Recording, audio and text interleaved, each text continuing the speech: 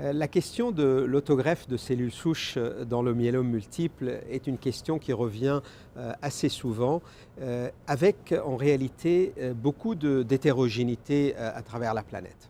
Si l'on considère les pays européens, en général, je crois que l'autogreffe dans le myélome en première ligne, chez des sujets relativement jeunes et sans comorbidité, l'autogreffe est bien installée.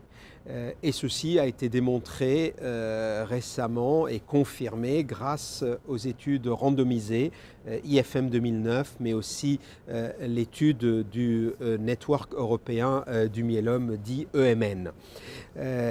Néanmoins, une information importante qui ressort, à mon avis, de ces études, c'est que ce n'est pas l'autogreffe contre les médicaments. Il y a quelques années, on a pensé que les nouveaux médicaments pourraient se substituer à la greffe, à l'autogreffe.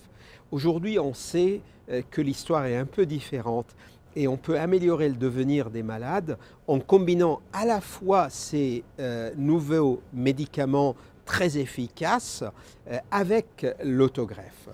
Et donc, en général, en Europe, au jour d'aujourd'hui, l'autogreffe, je pense, a encore un bel avenir. D'ailleurs, on le voit bien, puisque même la limite d'âge pour la réalisation des autogreffes ne cesse d'augmenter.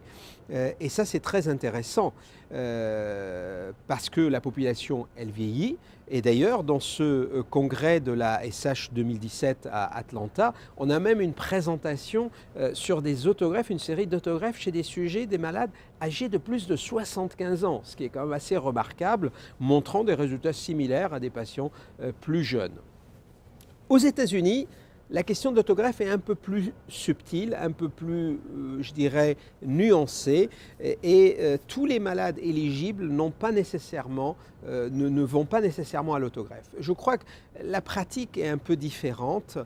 Il y a beaucoup de centres privés d'oncologie qui prennent en charge, donc sans forcément les envoyer les malades à des centres de greffe. Et puis surtout, il y a un accès plus facile à des combinaisons de médicaments qui peut-être pour certains permettent d'obtenir une maladie résiduelle négative très profonde. Et là, c'est vrai, certes on n'a pas d'études, mais il est légitime de se poser la question, est-ce qu'un malade qui a une maladie résiduelle négative qui est durable dans le temps, est-ce que ce malade a besoin d'une autogreffe ? On n'a pas les données, on n'a pas les études, mais c'est une question qui va se poser dans l'avenir. Et puis, il y a l'Europe, il y a l'Amérique du Nord, les États-Unis, mais puis il y a le reste du monde où là, la problématique de l'autogreffe est encore différente puisqu'il y a beaucoup la problématique de l'accès à un centre d'autogreffe pour les patients. Donc on le voit bien, l'autogreffe dans le myélome, ça bouge tout le temps. C'est un sujet qui de toute manière ne sera jamais clos.